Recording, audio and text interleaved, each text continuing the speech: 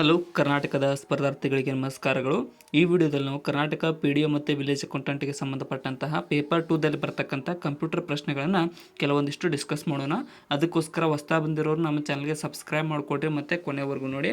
Questions ತುಂಬ important ಮತ್ತು repeated ಪ್ರಶ್ನೆಗಳಾಗಿರ್ತವೆ, ಯಾವುದನ್ನು ನೆಗ್ಲೆಕ್ಟ್ ಮಾಡೋಕೆ ಹೋಗಬೇಡಿ. ಮೊದಲನೇ ಪ್ರಶ್ನೆ, MS ವರ್ಡ್ನಲ್ಲಿ ಡ್ಯಾಶ್ ಪಠ್ಯವನ್ನು ಪರದೆಯ ಮೇಲೆ ದೊಡ್ಡದಾಗಿಸಲು ಮತ್ತೊಂದು ಪಠ್ಯ ಪರಿಣಾಮವಾಗಿದೆ ಅಂತ ಕೇಳಿದ್ದಾರೆ. ಸೊ ಇಲ್ಲಿ ಸರಿಯಾದಂಥ ಉತ್ತರ ಆಪ್ಷನ್ ಬಿ ನೋಡಿ, ಸ್ಕೇಲಿಂಗ್ ಅಂತ ಕರೆಯಲಾಗುತ್ತದೆ. ಸ್ಕೇಲಿಂಗ್ನಲ್ಲಿ ಪಠ್ಯವನ್ನು ಪರದೆಯ ಮೇಲೆ ದೊಡ್ಡದಾಗಿಸಲು ಮತ್ತು ಪಠ್ಯ ಪರಿಣಾಮವಾಗಿದೆ ಅನ್ನೋದನ್ನು ಗುರುತಿಸಲು ಮಾಡಲಾಗುತ್ತದೆ. ಇನ್ನು ಮಾಡೆಮ್ನ ವಿಸ್ತೃತ ರೂಪ ಏನು ಅಂತ ಕೇಳಿದ್ದಾರೆ. ಸೊ ಮಾಡೆಮ್ನ ಫುಲ್ ಫಾರ್ಮ್ ಇಲ್ಲಿ ಸರಿಯಾದಂತಹ ಉತ್ತರವಾಗುವುದು ಆಪ್ಷನ್ ಸಿ ನೋಡಿ, ಮಾಡ್ಯುಲೇಟರ್ ಆ್ಯಂಡ್ ಡಿಮಾಡ್ಯುಲೇಟರ್ ಅಂತ ಅದರ ಫುಲ್ ಫಾರ್ಮ್ ಆಗುತ್ತೆ. ಸೊ ಇನ್ನು ಯಾರು ಸಬ್ಸ್ಕ್ರೈಬ್ ಮಾಡಿಲ್ಲ ಅಂದರೆ ಸಬ್ಸ್ಕ್ರೈಬ್ ಮಾಡಿಕೊಡ್ರಿ ಮತ್ತು ಕೊನೆವರೆಗೂ ನೋಡಿ. ನೆಕ್ಸ್ಟ್ ಕ್ವಶನ್, MIPSನ ವಿಸ್ತೃತ ರೂಪ ಏನು ಅಂತ ಕೇಳಿದರೆ MIPSನ ಫುಲ್ ಫಾರ್ಮ್ ಕೆಳಗಿನವುಗಳಲ್ಲಿ ಸರಿಯಾದಂತಹ ರೂಪ ಏನಪ್ಪ ಅಂದ್ರೆ ಆಪ್ಷನ್ ಎ ನೋಡಿ, ಮಿಲಿಯನ್ ಇನ್ಸ್ಟ್ರಕ್ಷನ್ಸ್ ಪರ್ ಸೆಕೆಂಡ್ ಅನ್ನುವಂಥದ್ದು MIPSನ ಫುಲ್ ಫಾರ್ಮ್ ಆಗಿರುತ್ತದೆ. ಆಪ್ಷನ್ ಎ ಇಲ್ಲಿ ಸರಿಯಾಗಿದೆ. ನೆಕ್ಸ್ಟ್, ಇನ್ನು ಟೂಲ್ ಬಾರ್ನಲ್ಲಿರುವ ವರ್ಡ್ ಕೌಂಟ್ ಕಮಾಂಡವು ಪುಟಗಳ ಸಂಖ್ಯೆ, ಶಬ್ದಗಳ ಜೊತೆಗೆ ಡ್ಯಾಶ್ಗಳನ್ನು ಪ್ರಚಲಿತ ಡಾಕ್ಯುಮೆಂಟ್ನಲ್ಲಿ ತೋರಿಸುತ್ತದೆ ಅಂತ. ಇಲ್ಲಿ ಸರಿಯಾದ ಉತ್ತರ ಕ್ಯಾರೆಕ್ಟರ್, ಲೈನ್ ಮತ್ತು ಪ್ಯಾರಾಗ್ರಾಫ್ ಇವು ಮೂರುಗಳನ್ನು ಪ್ರಚಲಿತ ಡಾಕ್ಯುಮೆಂಟ್ನಲ್ಲಿ ವರ್ಡ್ ಕೌಂಟ್ ಕಮಾಂಡ್ ತೋರಿಸುತ್ತದೆ ಪುಟದಲ್ಲಿ. ಇನ್ನು ಫಾರ್ಮುಲಾ ಬಾರ್ನ ಎಡಕ್ಕಿರುವ ನೇಮ್ ಬಾಕ್ಸ್ ಯಾವುದನ್ನು ತೋರಿಸುತ್ತದೆ? ಫಾರ್ಮುಲಾ ಬಾರ್ನ ಎಡಕ್ಕಿರ್ತಕ್ಕಂಥ ನೇಮ್ ಬಾಕ್ಸ್ ಏನನ್ನು ತೋರಿಸುತ್ತದೆ ಅಂತ ಅಂದರೆ ಆಪ್ಷನ್ ಸಿ ನೋಡಿದ್ದು ಪ್ರಸ್ತುತ ಬಳಕೆಯಲ್ಲಿರುವ ಸೆಲ್ ಅಥವಾ ಸೆಲ್ಗಳ ವ್ಯಾಪ್ತಿಯ ಹೆಸರನ್ನು ತೋರಿಸುತ್ತದೆ. ಫಾರ್ಮುಲಾ ಬಾರ್ನ ಎಡಕ್ಕಿರುವ ನೇಮ್ ಬಾಕ್ಸ್ ಅನ್ನುವಂಥದ್ದು. ಇನ್ನು MS ವರ್ಡ್ನಲ್ಲಿ ಸ್ಪೆಲ್ಲಿಂಗ್ ಮತ್ತು ಗ್ರಾಮರ್ ಪರೀಕ್ಷಿಸಲು ಯಾವ ಕೀಯನ್ನು ಒತ್ತಬೇಕಾಗುತ್ತದೆ? ಇಲ್ಲಿ ಆಪ್ಷನ್ ಎ ನೋಡಿ, F7 ಫಂಕ್ಷನ್ ಕೀಯನ್ನು ನಾವು ಒತ್ತಿದರೆ ಅದರಲ್ಲಿರ್ತಕ್ಕಂಥ ಸ್ಪೆಲ್ಲಿಂಗ್ ಮತ್ತು ಗ್ರಾಮೆಟಿಕಲ್ ಮಿಸ್ಟೇಕನ್ನು ತೋರಿಸಿಕೊಡುತ್ತದೆ ನಮಗೆ. ನೆಕ್ಸ್ಟ್, ಇನ್ನು ಒಂದು ಡಾಕ್ಯುಮೆಂಟ್ ಪ್ರಿಂಟ್ ಆಗುವಾಗ ಅದರ ಬೈಂಡಿಂಗ್ ಸೈಡ್ಗೆ ಹಾಕುವ ಮಾರ್ಜಿನ್ಗೆ ಈ ಹೆಸರಿದೆ. ಇಲ್ಲಿ ಆಪ್ಷನ್ ಬಿ ನೋಡಿ, ಗಟರ್ ಮಾರ್ಜಿನ್ ಅಂತ ಕರೆಯಲಾಗುತ್ತದೆ. ಒಂದು ಪ್ರಿಂಟ್ ಆಗುವಾಗ ಅದರ ಬೈಂಡಿಂಗ್ ಸೈಡಿಗೆ ಹಾಕುವಂತಹ ಮಾರ್ಜಿನ್ಗೆ ಗಟರ್ ಮಾರ್ಜಿನ್ ಅಂತ ಹೆಸರಿಡಲಾಗುತ್ತದೆ. ಇನ್ನು ವಿಂಡೋಸ್ ಒದಗಿಸುವ ಡಿಫಾಲ್ಟ್ ವರ್ಚುವಲ್ ಅಸಿಸ್ಟೆಂಟ್ನ ಹೆಸರೇನು? ಡಿಫಾಲ್ಟ್ ವರ್ಚುವಲ್ ಅಸಿಸ್ಟೆಂಟ್ನ ಹೆಸರು ಇಲ್ಲಿ ಆಪ್ಷನ್ ಸಿ ನೋಡಿ, ಅದರ ಹೆಸರೇನಪ್ಪ ಅಂತಂದರೆ ಕಾರ್ಟೋನಾ ಅಂತ ಕರೆಯಲಾಗುತ್ತದೆ. ಕಾರ್ಟೋನಾ ವಿಂಡೋಸ್ ಒದಗಿಸುವ ಡಿಫಾಲ್ಟ್ ವರ್ಚುವಲ್ ಅಸಿಸ್ಟೆಂಟ್ ಅದು. ಇನ್ನು ಪರದೆಯ ಮೇಲೆ ಮೂಡುವಂತಹ ಮುಕ್ತ ವಿಂಡೋಗಳನ್ನು ಕನಿಷ್ಠ ಗಾತ್ರಕ್ಕೆ ಇಳಿಸಲು ಯಾವ ಕೀ ಸಂಖ್ಯೆಯನ್ನು ಸಂಯೋಜನೆ ಅಗತ್ಯ? ಇಲ್ಲಿ ಸರಿಯಾದ ಉತ್ತರ ಆಪ್ಷನ್ ಎ ನೋಡಿ, ವಿಂಡೋಸ್ +D ಕೀ ಸಂಖ್ಯೆ ಸಂಯೋಜನೆಯು ಅಗತ್ಯವಾಗಿರುತ್ತದೆ ಮುಕ್ತ ವಿಂಡೋಗಳನ್ನು ಕನಿಷ್ಠ ಗಾತ್ರಕ್ಕೆ ತರಲು. ಇನ್ನು ಟೆಕ್ಸ್ಟ್ ಗ್ರಾಫಿಕ್ಗಳು ಅಥವಾ ಯಾವುದೇ ಡೇಟಾ ಕಟ್ ಮಾಡಿದ ಅಥವಾ ಕಾಪಿ ಮಾಡಿದ ನಂತರ ಸಂಗ್ರಹವಾಗಿರುವ ತಾಣ ಯಾವುದು? ಅವು ಎಲ್ಲಿ ಹೋಗಿ ಸ್ಟೋರ್ ಆಗಿರ್ತವೆ ಅಂತ ಅಂದರೆ ಆಪ್ಷನ್ ಡಿ, ಕ್ಲಿಪ್ ಬೋರ್ಡ್ನಲ್ಲಿ ಸ್ಟೋರ್ ಆಗಿರುತ್ತವೆ. ನೆಕ್ಸ್ಟ್, ಸೊ ಬ್ಯಾಕ್ಗ್ರೌಂಡ್ ಸ್ವಲ್ಪ ನಾಯ್ಸ್ ಇದೆ, ಅಡ್ಜಸ್ಟ್ ಮಾಡಿಕೊಡ್ರಿ. ವಿಂಡೋಸ್ ಡೆಸ್ಕ್ಟಾಪ್ನ ವಿವಿಧ ಅಪ್ಲಿಕೇಶನ್ಗಳು ಡಾಕ್ಯುಮೆಂಟ್ಗಳು ಮತ್ತು ಫೈಲ್ಗಳನ್ನು ಪ್ರತಿನಿಧಿಸುವುದು ಯಾವುದು ಅಂತ ಕೇಳಿದರೆ ಇಲ್ಲಿ ಆಪ್ಷನ್ ಸಿ ನೋಡಿ, ಐಕಾನ್ನಲ್ಲಿ ಈ ಒಂದು ವಿಂಡೋಸ್ ಡೆಸ್ಕ್ಟಾಪ್ನ ವಿವಿಧ ಅಪ್ಲಿಕೇಶನ್ಗಳು, ಡಾಕ್ಯುಮೆಂಟ್ಗಳು ಮತ್ತು ಫೈಲ್ಗಳನ್ನು ಪ್ರತಿನಿಧಿಸುತ್ತದೆ. ನೆಕ್ಸ್ಟ್, ಇನ್ನು ಹಾರ್ಡ್ ಪ್ರತಿಯನ್ನು ಸಾಫ್ಟ್ ಪ್ರತಿಯನ್ನಾಗಿ ಪರಿವರ್ತಿಸಲು ಬಳಸುವಂತಹ ಸಾಧನ ಯಾವುದು? Hard copy to soft copy. ಇಲ್ಲಿ ಸರಿಯಾದ ಉತ್ತರ ಆಪ್ಷನ್ ಡಿ ನೋಡಿ, ಸ್ಕ್ಯಾನರ್ ಮೂಲಕ ಹಾರ್ಡ್ ಕಾಪಿಯನ್ನು ಸಾಫ್ಟ್ ಕಾಪಿಯಾಗಿ ಪರಿವರ್ತಿಸಲಾಗುತ್ತದೆ. ಸ್ಕ್ಯಾನ್ ಮಾಡಿದಾಗ ಸಾಫ್ಟ್ ಕಾಪಿಯಾಗಿ ಹೊರಬರುತ್ತೆ. ನೆಕ್ಸ್ಟ್, ನುಡಿ ಬಳಸಿಕೊಂಡು ಗ್ಲಿಪ್ಗಳನ್ನು ಸಂಗ್ರಹಿಸುತ್ತದೆ ಅಂತ ಕೇಳಿದ್ದಾರೆ. ಸೊ ನುಡಿ ಯಾವುದನ್ನು ಬಳಸಿಕೊಂಡು ಗ್ಲಿಪ್ಗಳನ್ನು ಸಂಗ್ರಹಿಸುತ್ತದೆ ಅಂತ ಅಂದರೆ ಇಲ್ಲಿ ಸರಿಯಾದಂಥ ಉತ್ತರ ಆಪ್ಷನ್ ಸಿ ನೋಡಿ, ASCII ಅನ್ನುವಂಥದ್ದನ್ನು ಬಳಸಿಕೊಂಡು ಈ ಒಂದು ನುಡಿ ಗ್ಲಿಪ್ಗಳನ್ನು ಸಂಗ್ರಹಿಸುತ್ತದೆ. ಗಣಕಯಂತ್ರಗಳು ಓದವಲ್ಲ ಬಾರ್ಗಳು ಮತ್ತು ವಿಭಿನ್ನ ಅಗಲಗಳ ಅಥವಾ ಉದ್ದಗಳ ಸಾಲುಗಳನ್ನು ಒದಗಿಸಿಕೊಂಡಿರುವ ಕೋಡ್ಗಳನ್ನು ಏನೆಂದು ಕರೆಯುವರು? ಇಲ್ಲಿ ಆಪ್ಷನ್ ಎ ನೋಡಿ, ಬಾರ್ ಕೋಡ್ ಅಂತ ಕರೆಯಲಾಗುತ್ತದೆ. Bar code. ನೆಕ್ಸ್ಟ್, ಎಲ್ಲ MS ವರ್ಡ್ ಫೈಲ್ಗಳಿಗೆ ಫೈಲ್ ವಿಸ್ತರಣೆ ಏನು? ಫೈಲ್ ಎಕ್ಸ್ಟೆನ್ಷನ್ ಏನಾಗಿರುತ್ತದೆ MS ವರ್ಡ್ ಫೈಲ್ಗೆ? ಇಲ್ಲಿ ಆಪ್ಷನ್ ಸಿ ನೋಡಿ .docx ಅನ್ನುವಂಥದ್ದು ಫೈಲ್ ವಿಸ್ತರಣೆ ಆಗಿರುತ್ತದೆ MS ವರ್ಡ್ ಫೈಲ್ಗೆ. ನೆಕ್ಸ್ಟ್ 1 ಮೆಗಾಬೈಟ್ ಇದಕ್ಕೆ ಸಮಾನವಾಗಿದೆ. 1 ಮೆಗಾಬೈಟ್ ಯಾವುದಕ್ಕೆ ಸಮಾನವಾಗಿರುತ್ತದೆ? MB. ಇಲ್ಲಿ ಸರಿಯಾದ ಉತ್ತರ ಆಪ್ಷನ್ ಬಿ ನೋಡಿ 1024 ಕಿಲೋಬೈಟ್ಸ್ಗೆ 1 ಮೆಗಾಬೈಟ್ ಸಮಾನವಾಗಿರುತ್ತದೆ. ನೆಕ್ಸ್ಟ್ ಇನ್ನು ಮೈಕ್ರೋಸಾಫ್ಟ್ ರಚಿಸಿದ ವರ್ಚುವಲ್ ಅಸಿಸ್ಟೆಂಟ್ ಯಾವುದು? ಮೈಕ್ರೋಸಾಫ್ಟ್ನ ವರ್ಚುವಲ್ ಅಸಿಸ್ಟೆಂಟ್ ಕೆಳಗಿನವುಗಳಲ್ಲಿ ಸರಿಯಾದ ಉತ್ತರ ಆಪ್ಷನ್ ಸಿ ನೋಡಿ ಕೋರ್ಟಾನಾವು ಮೈಕ್ರೋಸಾಫ್ಟ್ನ ವರ್ಚುವಲ್ ಅಸಿಸ್ಟೆಂಟ್ ಆಗಿದೆ. ಕೋರ್ಟಾನಾ. ನೆಕ್ಸ್ಟ್ ಇನ್ನು CADನ ವಿಸ್ತೃತ ರೂಪ ಏನು? CADನ ಫುಲ್ ಫಾರ್ಮ್.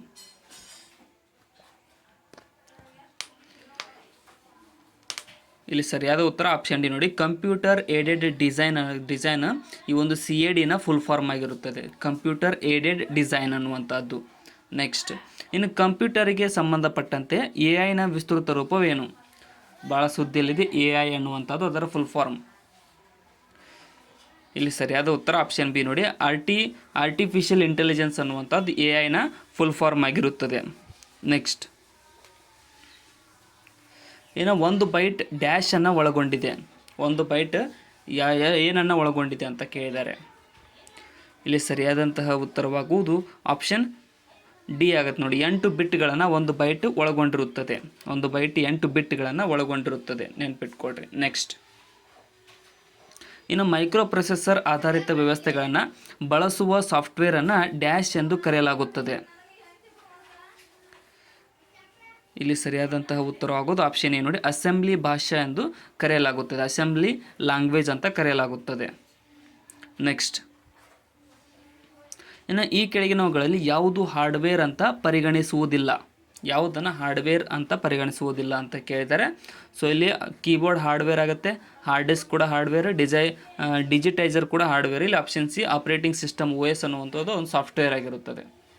ನೆಕ್ಸ್ಟ್ ಇನ್ನು ಒಂದು ಪರ್ಸನಲ್ ಕಂಪ್ಯೂಟರ್ನ ಪ್ರಸಿದ್ಧವಾದ ಆಪರೇಟಿಂಗ್ ಸಿಸ್ಟಮ್ ಯಾವುದು? ಪರ್ಸನಲ್ ಕಂಪ್ಯೂಟರ್ನ ಪ್ರಸಿದ್ಧವಾದ ಆಪರೇಟಿಂಗ್ ಸಿಸ್ಟಮ್ ಇಲ್ಲಿ ಆಪ್ಷನ್ ಏನು ನೋಡಿ ವಿಂಡೋಸ್ ಅನ್ನುವಂಥದ್ದು ಪರ್ಸನಲ್ ಕಂಪ್ಯೂಟರ್ನ ಪ್ರಸಿದ್ಧವಾದಂತಹ ಆಪರೇಟಿಂಗ್ ಸಿಸ್ಟಮ್ ಆಗಿದೆ. ಆಪ್ಷನ್ ಎ ಇಲ್ಲಿ ಸರಿಯಾಗಿದೆ. ನೆಕ್ಸ್ಟ್ ಇನ್ನು ಕಂಪ್ಯೂಟರ್ನ ಮೆದುಳು ಯಾವುದು ಎಂದು ಕರೆಯಲಾಗುತ್ತದೆ? ಇದೆಲ್ಲರಿಗೂ ಗೊತ್ತಿದೆ ಅನ್ಕೊತೀನಿ. CPU ಸೆಂಟ್ರಲ್ ಪ್ರೊಸೆಸಿಂಗ್ ಯೂನಿಟ್ಗೆ ಕಂಪ್ಯೂಟರ್ನ ಮೆದುಳು ಎಂದು ಕರೆಯಲಾಗುತ್ತದೆ. ಆಪ್ಷನ್ ಬಿ ಸರಿಯಾಗಿದೆ.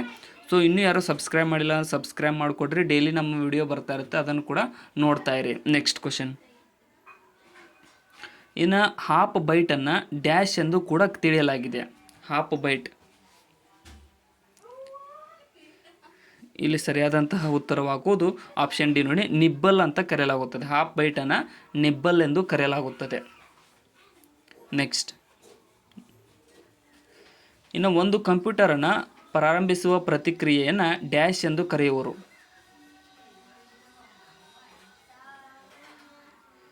ಇಲ್ಲಿ ಆಪ್ಷನ್ ಸಿ ನೋಡಿ ಬೂಟಿಂಗ್ ಅಂತ ಕರೆಯಲಾಗುತ್ತದೆ. ಒಂದು ಕಂಪ್ಯೂಟರ್ನ ಪ್ರಾರಂಭಿಸುವ ಪ್ರತಿಕ್ರಿಯೆಗೆ ಬೂಟಿಂಗ್ ಎನ್ನಲಾಗುತ್ತದೆ. ನೆಕ್ಸ್ಟ್ ಡ್ಯಾಶ್ ಒಂದು ತಾತ್ಕಾಲಿಕ ಮೆಮೊರಿ ಆಗಿದೆ. ಯಾವುದು ಒಂದು ಟೆಂಪರರಿ ಮೆಮೊರಿ ಆಗಿದೆ? ಇಲ್ಲಿ ಸರಿಯಾದ ಉತ್ತರ ಆಪ್ಷನ್ ಬಿ ನೋಡಿ ಫ್ಲಾಪಿ ಡಿಸ್ಕ್ ಒಂದು ಟೆಂಪರರಿ ಮೆಮೊರಿ ಆಗಿರುತ್ತದೆ. ಫ್ಲಾಪಿ ಡಿಸ್ಕ್ ಒಂದು ಟೆಂಪರರಿ ಮೆಮೊರಿ.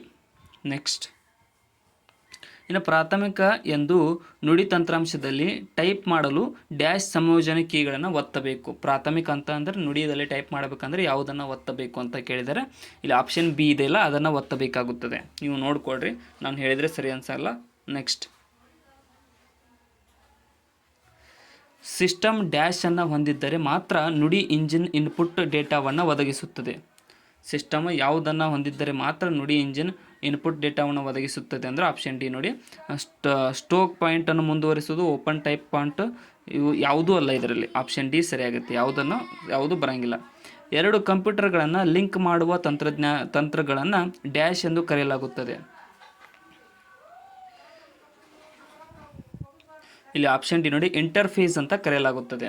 2 ಕಂಪ್ಯೂಟರ್ಗಳನ್ನು ಲಿಂಕ್ ಮಾಡುವ ತಂತ್ರಗಳನ್ನು ಇಂಟರ್ಫೇಸ್ ಎಂದು ಕರೆಯಲಾಗುತ್ತದೆ. ನೆಕ್ಸ್ಟ್ ಗೂಗಲ್ ಎನ್ನುವುದು ಒಂದು ಡ್ಯಾಶ್ ಆಗಿದೆ. ಗೂಗಲ್ ಅನ್ನುವುದು ಒಂದು ಏನು? ಇಲ್ಲಿ ಸರಿಯಾದಂತಹ ಉತ್ತರ ಆಪ್ಷನ್ ಸಿ ನೋಡಿ, ಇದೊಂದು ಸರ್ಚ್ ಇಂಜಿನ್ ಆಗಿದೆ. ಗೂಗಲ್ ಅನ್ನುವಂಥದ್ದೊಂದು ಸರ್ಚ್ ಇಂಜಿನ್. ನೆಕ್ಸ್ಟ್, ಈಗಿರುವ ಅಪ್ಲಿಕೇಶನ್ ಪ್ರೋಗ್ರಾಮ್ ವಾಟ್ಸಪ್ಪನ್ನು ಯಾರು ತಯಾರಿಸಿದ್ದಾರೆ? ವಾಟ್ಸಪ್ನ ಸಂಸ್ಥಾಪಕರು ಯಾರು?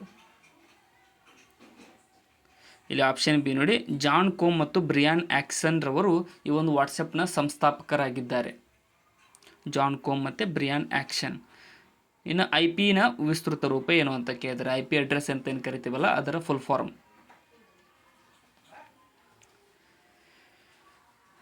ಇಲ್ಲಿ ಸರಿಯಾದ ಉತ್ತರ ಆಪ್ಷನ್ ನೋಡಿ, ಇಂಟರ್ನೆಟ್ ಪ್ರೋಟೋಕಾಲ್ ಅನ್ನುವಂಥದ್ದು IP ಒಂದು ಫುಲ್ ಫಾರ್ಮ್ ಆಗಿರುತ್ತದೆ.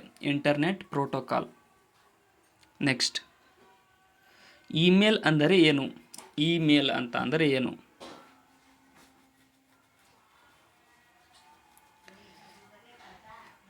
ಇಲ್ಲಿ ಸರಿಯಾದ ಉತ್ತರ ಆಪ್ಷನ್ ಬಿ ನೋಡಿ, ಎಲೆಕ್ಟ್ರಾನಿಕ್ ಮೇಲ್ ಅನ್ನುವಂಥದ್ದು ಇಮೇಲ್ನ ಫುಲ್ ಫಾರ್ಮ್ ಆಗಿರುತ್ತದೆ. ಎಲೆಕ್ಟ್ರಾನಿಕ್ ಮೇಲ್. ನೆಕ್ಸ್ಟ್, ಇಮೇಲ್ ಮೂಲಕ ಫೈಲನ್ನು ಹಂಚಿಕೊಳ್ಳಲು ಬಳಕೆದಾರರಿಗೆ ಡ್ಯಾಶ್ ಅನ್ನು ಅನುಮತಿಸುತ್ತದೆ. ಇಲ್ಲಿ ಸರಿಯಾದ ಉತ್ತರ ಆಪ್ಷನ್ ಸಿ ನೋಡಿ, ಅಟ್ಯಾಚ್ಮೆಂಟನ್ನು ಈ ಒಂದು ಬಳಕೆದಾರರಿಗೆ ಅನುಮತಿಸುತ್ತದೆ. ಇಮೇಲ್ ಮೂಲಕ ಫೈಲನ್ನು ಹಂಚಿಕೊಳ್ಳಲು ಅಟ್ಯಾಚ್ಮೆಂಟ್. PPTX ವಿಸ್ತರಣೆಯೊಂದಿಗೆ ಕಡತಗಳನ್ನು ಡ್ಯಾಶ್ ಅನ್ನು ಬಳಸಿಕೊಂಡು ತೆರೆಯಬಹುದಾಗಿದೆ. ಇಲ್ಲಿ ಆಪ್ಷನ್ ಡಿ ನೋಡಿ, MS ಪವರ್ ಪಾಯಿಂಟನ್ನು ಬಳಸಿಕೊಂಡು ಈ ಒಂದು PPTX ವಿಸ್ತರಣೆಯೊಂದಿಗೆ ಕಡತಗಳನ್ನು ತೆರೆಯಬಹುದಾಗಿದೆ. ಡ್ಯಾಶ್ ಕಂಪ್ಯೂಟರ್ ಪರದೆಯ ಮೇಲೆ ನೇರವಾಗಿ ಮುದ್ರಿತ ಪುಟದ ಚಿಕ್ಕ ಚಿತ್ರವನ್ನು ತೋರಿಸುತ್ತದೆ. ಇಲ್ಲಿ ಸರಿಯಾದಂತಹ ಉತ್ತರವಾಗೋದು ಆಪ್ಷನ್ ಸಿ ನೋಡಿ, ಪ್ರಿಂಟ್ ವ್ಯೂ ಕಂಪ್ಯೂಟರ್ನ ಮುದ್ರಿತ ಪುಟದ ಚಿಕ್ಕ ಚಿತ್ರವನ್ನು ತೋರಿಸುತ್ತದೆ. Print view. ಇನ್ನು MS ಎಕ್ಸೆಲ್ನಲ್ಲಿ ಡ್ಯಾಶ್ಗಳಿಗೆ 1ರಿಂದ ಸಂಖ್ಯೆಗಳನ್ನು ಹಾಗೂ ಡ್ಯಾಶ್ಗಳಿಗೆ A ರಿಂದ ಹೆಸರುಗಳನ್ನು ನೀಡಿದೆ. ಇಲ್ಲಿ ಆಪ್ಷನ್ ಡಿ ನೋಡಿ, MS ಎಕ್ಸೆಲ್ನಲ್ಲಿ ಕಾಲಮ್ ಇದು ರೋಗಗಳಿಂದ 1ರಿಂದ ಸಂಖ್ಯೆಗಳನ್ನು ಹಾಗೂ ಕಾಲಮ್ಗಳಿಗೆ A ರಿಂದ ಸಂಖ್ಯೆ, ರೋಗಗಳಲ್ಲ ರೋಗಳು ಆಗಬೇಕದು. ಕ್ಯಾಟಗರಿ ಮತ್ತು ವ್ಯಾಲ್ಯೂಗಳನ್ನು ಹೋಲಿಸಿ ನೋಡಲು ಕೆಳಗಿನ ಯಾವ ವಿಧದ ಚಾರ್ಟ್ ಉಪಯೋಗವಾಗುವುದು? ಇಲ್ಲಿ ಆಪ್ಷನ್ ಬಿ ನೋಡಿ, ಕಾಲಮ್ ಚಾರ್ಟ್ ಉಪಯೋಗವಾಗುತ್ತದೆ. ಹಿಂದಿನ ಆಪ್ಷನ್ದಲ್ಲಿ ರೋಗಗಳು ಅಂತ ಕೊಟ್ಟಿದ್ದಾರೆ, ಆದರೂ ರೋಗಳಾಗಬೇಕು. ROW. ನೆಕ್ಸ್ಟ್, ಇಲ್ಲಿ ಒಂದು ಕಂಪ್ಯೂಟರ್ ಸ್ಪ್ರೆಡ್ಶೀಟ್ನಲ್ಲಿ ಸೂತ್ರದ ಮೌಲ್ಯ ಎಷ್ಟು ಅಂತ ಕೇಳಿದ್ದಾರೆ. ಸೊ ಆ ಸೂತ್ರದ ಮೌಲ್ಯ ಎಷ್ಟಾಗುತ್ತೆ ಸ್ಪ್ರೆಡ್ಶೀಟ್ ಒಳಗಡೆ?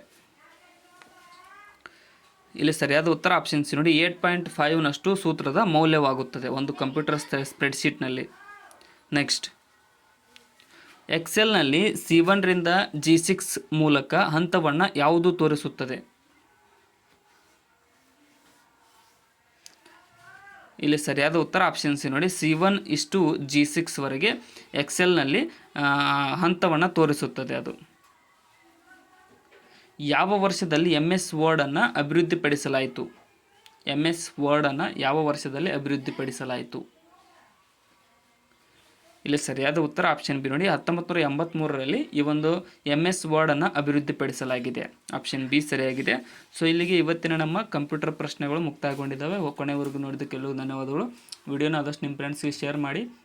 ಮತ್ತು ಡಿಸ್ಕ್ರಿಪ್ಷನ್ ಒಳಗಡೆ ನಮ್ಮ channel Instagram, Telegram, Facebook, threads, WhatsApp ಲಿಂಕ್ಗಳಿದಾವೆ. ಅವುಗಳನ್ನು ಕೂಡ ಫಾಲೋ ಮಾಡಿಕೊಡ್ರಿ.